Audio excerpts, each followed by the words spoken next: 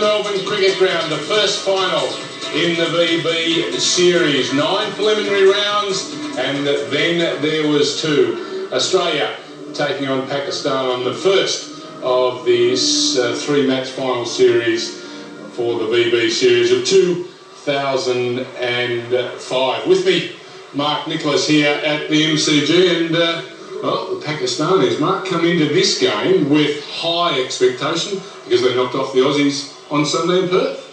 Yeah, they've got high expectation. I think there's a lot better cricket to come from them as well. We've heard all through the summer that they're mercurial. At times they've been positively miserable, but actually we've seen them win 2 games. So I think they'll begin to believe in themselves better. I think for them coming to play in Australia is a very tough call, and they've made it look tough. They've caught so badly, it's nearly unbelievable. But their ground field has improved. They're now batting with real depth. The performances of Razzaq and Afridi down the order quite exceptional at times, so I don't expect Australia to pitch them all up to them all the time. And they bowled with a bit of conviction. Rana's a key figure in that. So, yeah, I mean, I think Pakistan will play better, but I think Australia have been in cruise control. I expect them to go through the gears a bit too. I was going to say, have the Australians been a bit flat over the last month?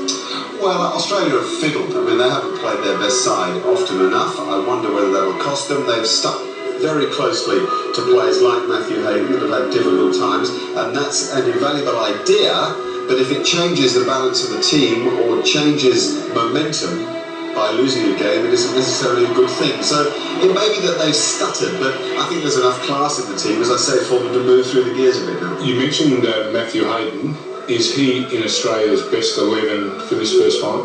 Can't be.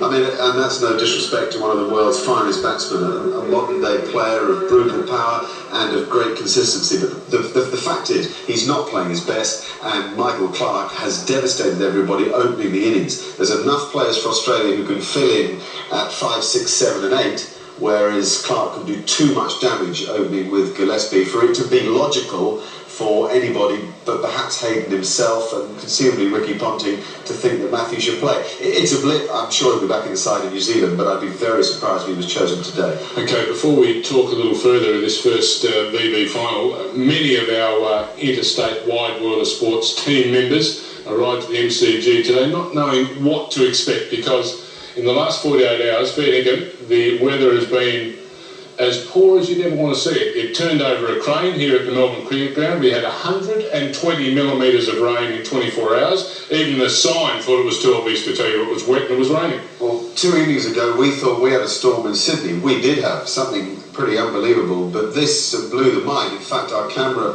positions were threatened, security issues around the development area where they're building the new stand, they were threatened, but thankfully we've recovered to such a degree as we're talking about 21 degrees and we've got a sunlit outfield. Isn't that amazing? From all we saw 24 hours ago here in Melbourne to what we see now is simply spectacular. And look, great credit to a ground that has just been laid for that drainage. 120 millimetres in 24 hours was extraordinary. It was, and if we go back to 2 weeks before Christmas, and we remember all the newspaper and television shots of this ground, it didn't even have turf on it. I mean, this was just a heap of mud, and they got it ready for the test match quite brilliantly, and now they've got it ready after all that water for a 1 day, and it's a newly laid piece of turf, and I mean, really, they've done particularly well. Well, our pictures show the outfield looking absolutely perfect. I know what a pitch is like. Here's Gregory Niels to tell us all about it.